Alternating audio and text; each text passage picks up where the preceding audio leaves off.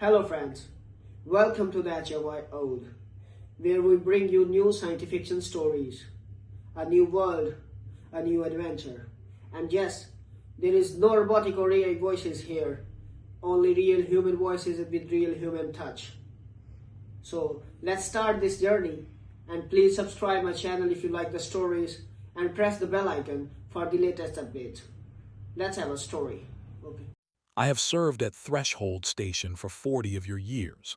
I have carried words between killers and kings. I have translated surrenders, betrayals, marriage pacts that were really war plans. I thought I had seen everything the powerful do to one another. Then a single human walked through the docking ring with a bag over his shoulder, and I watched 3 empires fall apart without a single shot. Let me tell it the way it happened, slowly, because the slowness is the whole point. My name is Saren, I am Enu. We are a small people, soft-voiced, good with languages and nothing else. We do not own worlds, we translate for those who do. That is the bargain my species made long ago. Stay useful, stay quiet, stay alive. So I was there in the great hall of Threshold the day the summit began, standing at the edge of the room where servants stand, holding my voice stone, ready to turn one empire's words into another's. You should understand what kind of room it was. Threshold Station hangs above a dead star, a black coal of a thing that gives no light. They built the station there on purpose. Neutral ground has to be ground nobody wants. The hall itself was carved from a single block of gray stone hauled across the galaxy at a cost that could have fed a continent. Cold light fell from somewhere above. The air smelled of metal and old incense and the breath of too many species who do not breathe the same way. You learn in my work to ignore that smell. You learn to ignore a lot. Around the long black table sat the 3 powers that had divided the known reach between them for 900 years. On one side, the Vorth ascendancy, soldiers. Their high marshal, Corvin, sat like a blade laid flat, all edges, his gray hide scarred from old wars he was proud of. Behind him stood his officers, armored, still as statues, each one a reminder that the Vorth had never lost a battle they chose to start. When Corvin breathed, the room listened. Across from him, the Calthai exchange, merchants. Where the Vorth owned fleets, the Calthai owned debt. They owned the trade lanes, the water rights, the loan that every smaller world signed just to keep its lights on. Their delegate, a thin gray-gold creature called Vesemel, smiled the way only a creditor can. She did not need weapons. She held the strings on 1,000 worlds, and everyone in the room knew it. And at the head, the Soon Dominion, the faithful.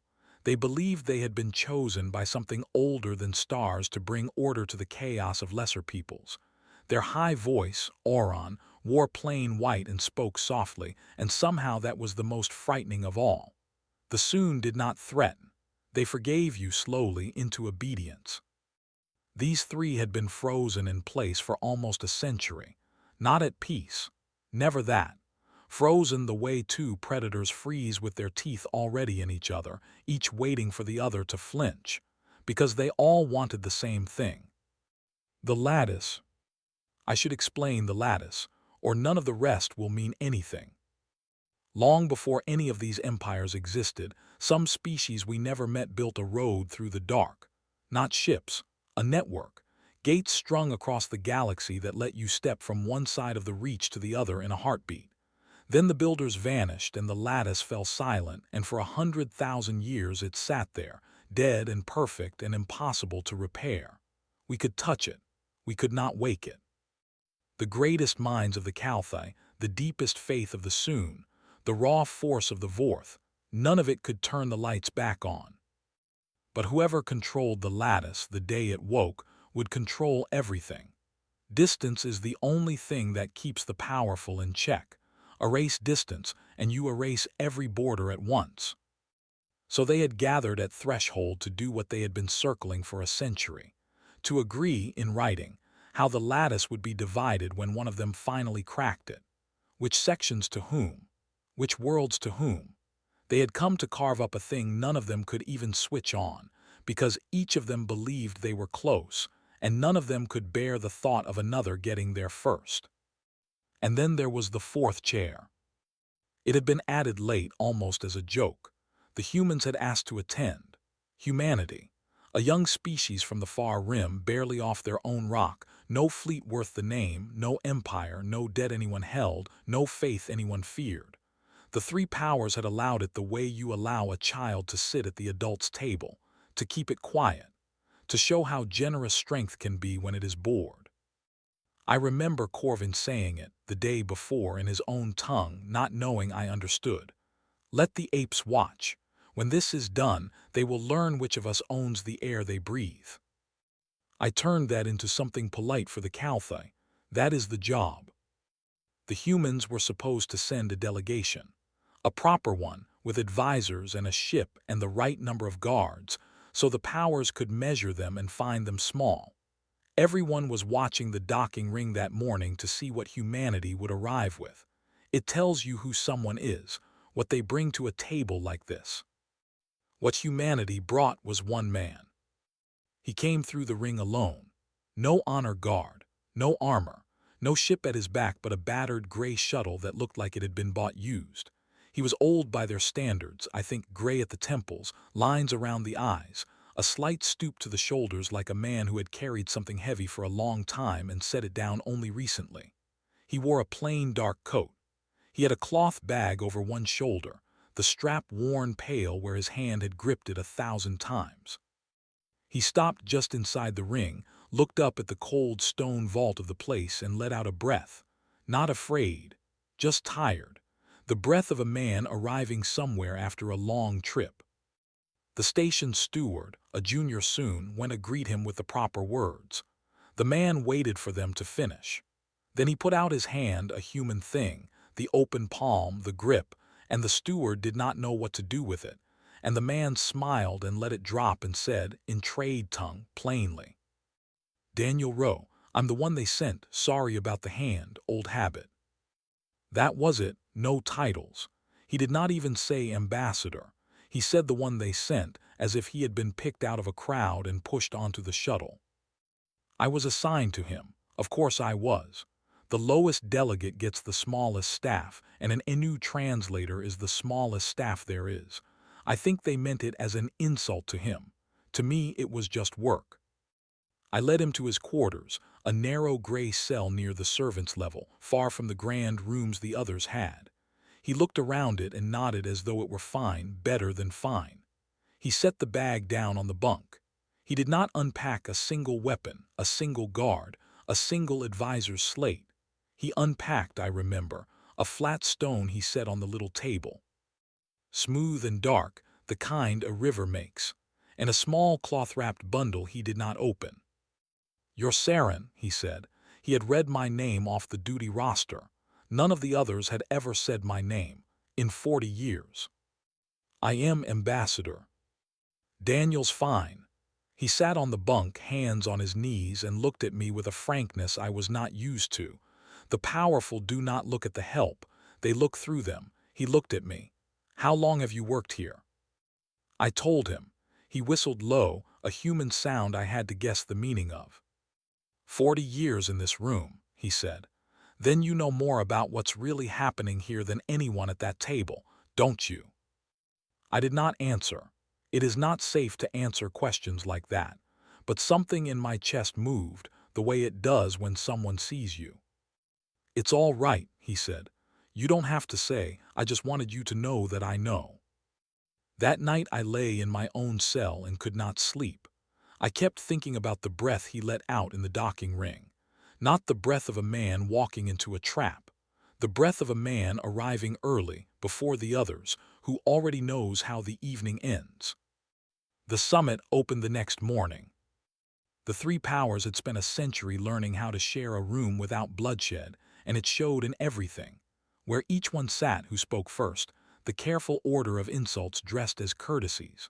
Corvin spoke of the Vorth's duty to bring stability through strength. Vesimil spoke of the prosperity the Calthi had brought, the debts forgiven, the debts owed. Oron spoke softly of order, of the natural place of all peoples, high and low, in the design of older things. I translated. I had translated these same speeches in different words 100 times. They were not really talking to each other. They were measuring, each one watching the other two for the smallest sign of weakness, because the moment the lattice woke, the strong would eat the weak, and none of them intended to be eaten. Daniel Rowe sat in his fourth chair and said nothing. For the whole first day, he said nothing. He listened. He had a small cup of water in front of him and he drank from it slowly. Sometimes he closed his eyes and I thought he had fallen asleep, and so did the Vorth officers, who began to smirk.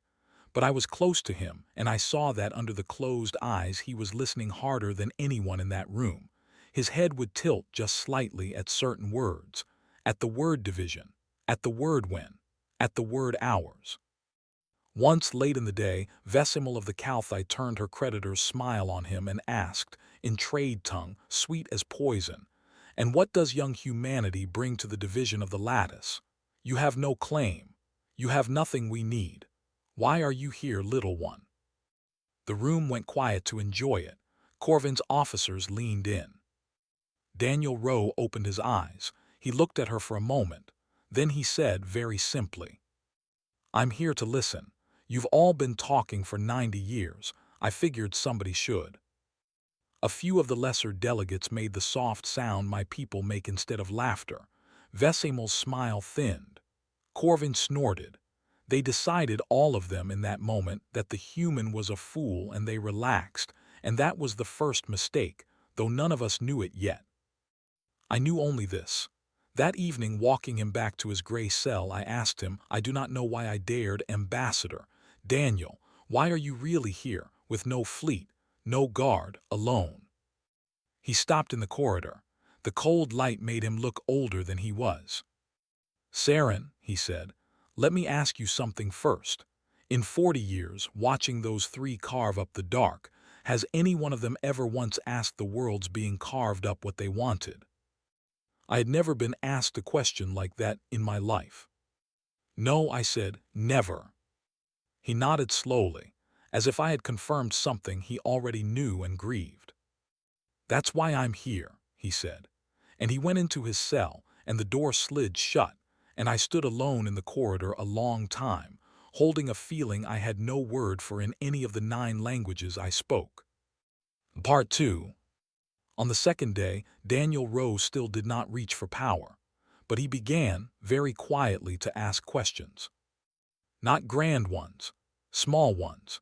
He would wait for a pause in the carving up, and then he would lean forward, and in his plain, tired voice he would ask something that seemed almost too simple to matter. To Corvin, when the High Marshal spoke of stability through strength, Daniel asked, "How many of your soldiers were born on the worlds they're stationed on?" Corvin blinked. It was not a question a warrior expected.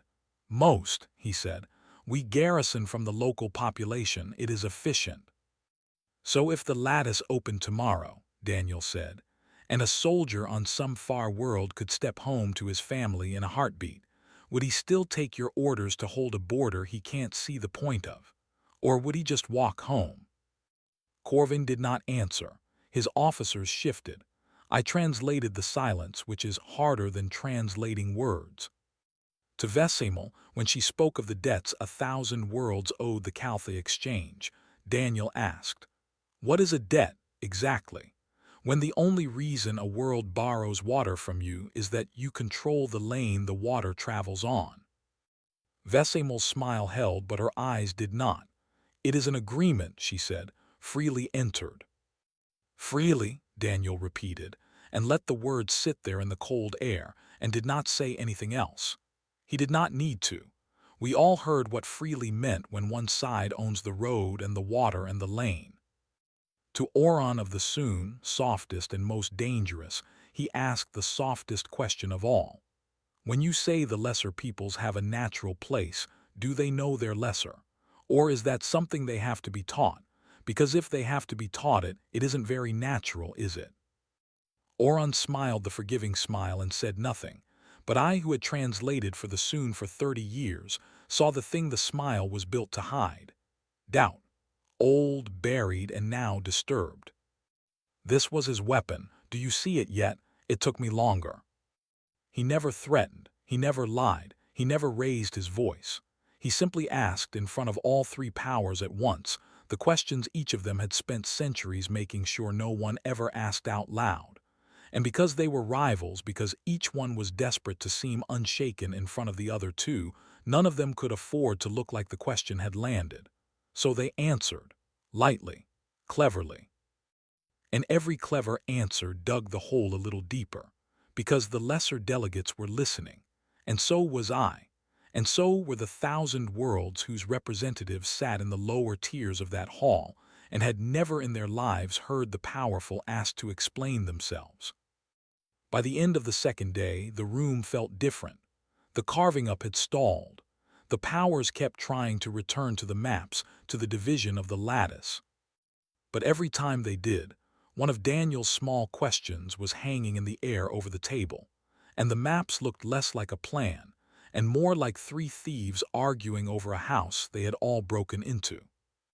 That night Corvin sent for the human, a private audience. I was brought to translate, though Corvin spoke trade tongue well enough. I think he wanted a witness too lowly to matter. The High Marshal did not waste time. You are clever, human. You ask questions like blades, but you have no fleet. You have no claim. You sit in your fourth chair on our charity, so let me be clear with you. He leaned across the table, all his scars catching the light. The lattice will be cracked. We are close. When it wakes, the Vorth will hold the gates, and any species that has made trouble at this table will find every gate to its worlds closed. Do you understand me? You will be sealed in your little corner of the dark forever. Is that what you want for your people? I translated it carefully, every threat intact. It is my duty. Daniel Rowe listened. He had the cloth bag with him on the floor by his chair. When Corvin finished, the human was quiet for a moment. Then he reached into the bag, and the officers at the door tensed, hands moving, and he drew out the small cloth-wrapped bundle I had seen the first night, and he set it on the table and unwrapped it. It was a fruit, a simple piece of fruit, round and red, the kind that grows on their homeworld. I had seen images, an apple they call it. High Marshal, Daniel said, I want to tell you something, and then I want to give you this, and then I'll leave you to your evening. He pushed the apple a little across the table. We cracked the lattice 11 years ago. The room did not move. I did not move. I was not sure I had understood the trade tongue, and for the first time in 40 years I asked the speaker to repeat himself. He repeated it. 11 years ago, a research team of ours, not soldiers, scientists mostly young, they figured out what the builders did. It isn't force, and it isn't faith, and it isn't money. It's a key, and the key is a kind of agreement. The gates only open for a signal that says we come through together. The builders made it that way on purpose. The lattice will not wake for a fleet. It will not wake for a fist. It only wakes for a hand held open. Corvin stared at him. His officers stared. I think only I, who knew his face, saw the High Marshal understand and refuse to understand in the same breath. You lie, Corvin said, but it was the voice of a man who already knew it was not a lie, because it explained everything. A century of the strongest minds in the galaxy failing to crack a thing that wanted, all along, only to be asked kindly. I'm not lying, Daniel said gently. You can check it. I've already given the key to your engineers, to the Calthais, to the Soons, to everyone's. I sent it out this morning before the session, to every world in this hall, great and small. The instructions for waking the lattice are, as of about 6 hours ago, public, free, anyone's. The silence after that was the loudest thing I have ever heard. Do you understand what he had done? Let me say it plainly, the way he said it plainly, because it took me half the night to feel the full weight of it. For 100 years, 3 empires had held the galaxy frozen with one promise: whoever cracks the lattice rules everything. Their armies, their debts, their faith, all of it pointed at that single prize. The fear of who would get there first was the rope that bound 1,000 worlds to their masters. It was the reason the soldier held his border, the reason the debtor signed, the reason the lesser peoples bowed. And Daniel Rowe had not won the prize. He had given it away. He had taken the one thing the powerful were willing to burn the galaxy to possess, and he had simply handed it that morning to everyone at once. The strong, the weak, the indebted, the faithful, the garrisoned soldier far from home, all of them in the same 6 hours, had received the means to wake the road home. You cannot rule a road that is free. You cannot hold a border when every soldier can step home to his children. You cannot collect a debt over a lane when the lane belongs to everyone.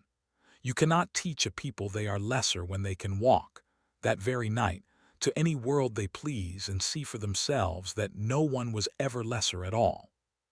He had not fired a weapon. He had removed the reason for weapons. Corvin rose to his full height. For a moment I thought he would kill the human with his own hands, and I think the human thought so too and did not move. But Corvin only stood there, shaking, and what was on his face was not rage. I had translated for the Vorth for 40 years. I had never once seen it before. It was grief. "You have destroyed us," Corvin whispered. "No," Daniel said. He stood too slowly, and he picked up the apple, and he placed it in the High Marshal's great scarred hand and closed the fingers around it gently, the way you would help an old man hold something. "I've freed you. You just don't know the difference yet. You've spent your whole life being a blade High Marshal. Nobody ever told you you were allowed to be anything else." And he picked up his worn bag, and he nodded to me to lead him out, and we left the most powerful soldier in the galaxy standing alone in a gray room holding a piece of fruit. He did not know how to eat. Part 3. The collapse did not come the way collapses come in the old stories. There were no fleets burning. That was the whole point. That is why they tell this story wrong, the ones who tell it at all.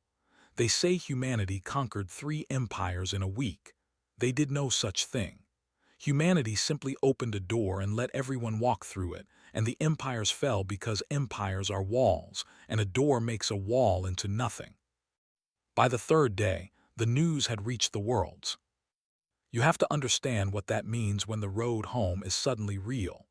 On a Vorth garrison world at the edge of the Reach, a soldier who had not seen his hatchmate in 19 years stepped through a waking gate at dawn and was home for the morning meal. He did not ask his marshal's permission. There was no longer any reason to. By the end of that day, a third of the Vorth garrisons had simply walked off their posts and gone home, not in mutiny, not in anger. They just went home, the way water goes downhill the moment you remove the dam. You cannot court-martial water. On the indebted worlds, the Kalthai's lanes meant nothing within hours. Why pay the exchange to ship your water down a lane when the gate 2 valleys over opens onto a world with rivers, free for the asking? Vesimil's 1,000 strings did not snap.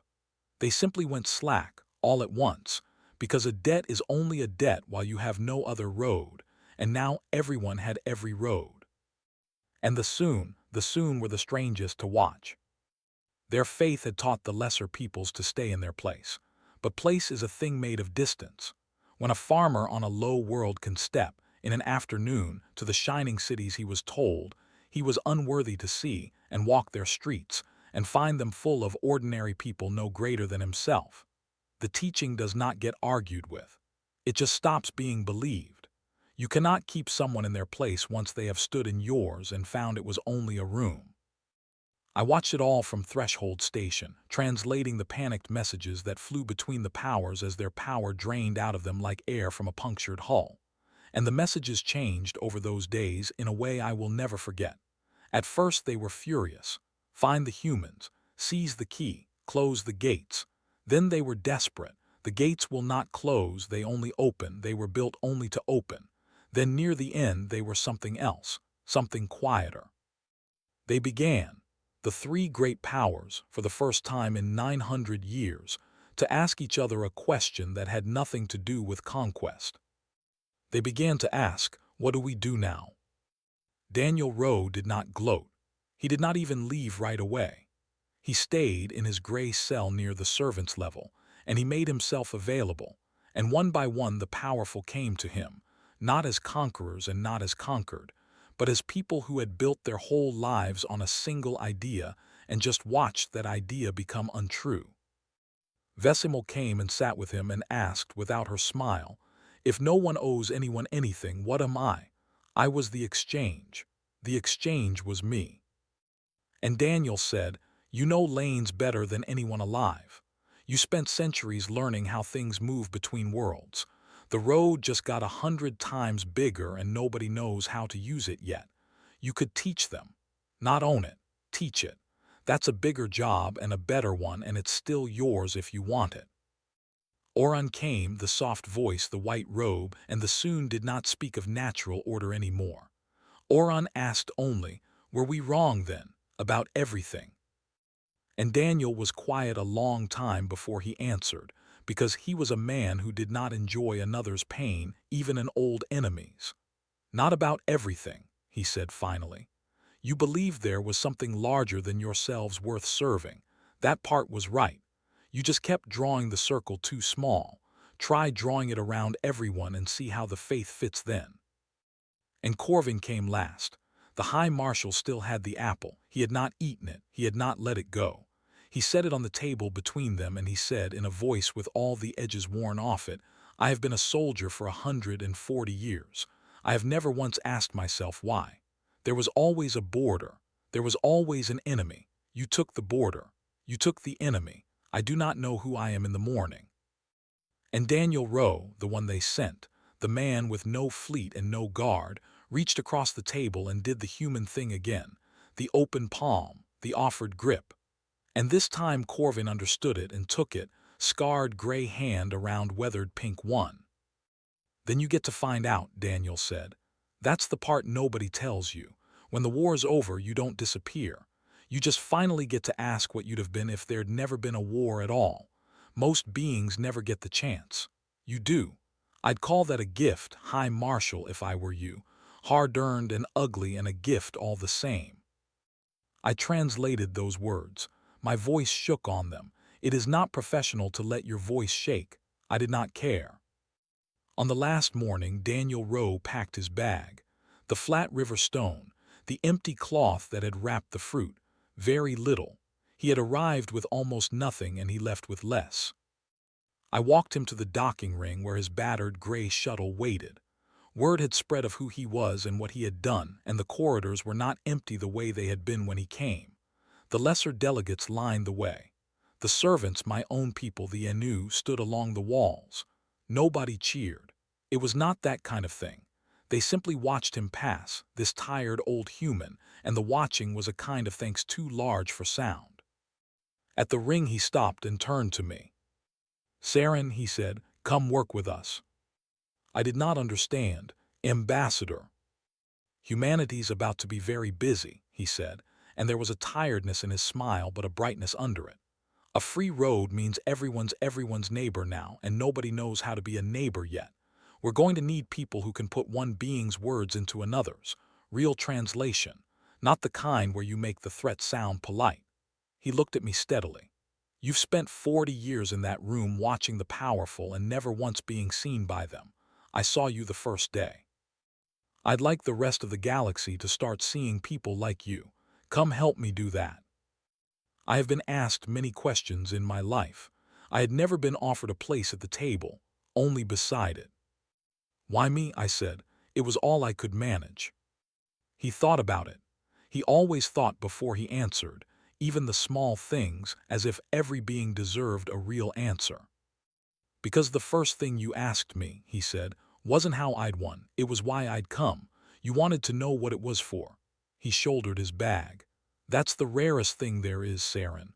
Somebody who, before they ask how, asks what for. Hang on to that. It's worth more than any fleet I never brought." He stepped onto his shuttle. The gray door closed. The little used-looking ship dropped away from Threshold Station and turned toward the far rim and was gone, and 3 empires watched it go, and not one of them lifted a hand to stop it, because there was no longer anything to stop. I have told this story many times now in the years since. I tell it to the young ones who never knew a galaxy with walls. They always ask the same thing. They ask how one human, alone with no weapon, brought down 3 empires that had ruled for 900 years. And I tell them the truth. which is the only thing worth translating. He didn't bring them down. He just stopped being afraid of them, out loud in a room where everyone was watching, and asked the questions everyone had been too afraid to ask. He took the prize they would have killed the galaxy for, and instead of holding it over their heads, he opened his hand. He showed every empire that its power had never been real, that it was only fear wearing armor, sitting very still, hoping no one would walk up and touch it. He fired no weapon. He didn't have to. The empires didn't lose to a stronger force. They lost to an open hand and an honest question, and the terrible discovery that they had been holding the whole galaxy prisoner with a door that was never locked. And the last thing I'll tell you is this. I went with him. I left the gray room I had stood beside for 40 years, and I never went back. And to this day, when I meet a being who is afraid of someone powerful, I think of an old human setting an apple in a warlord's hand, and I ask them the only question that has ever changed anything. Not how will you beat them? Just what is it for, all this fear, what's it really for? Most of the time, when they finally answer, the fear isn't for anything at all. That's when the walls come down,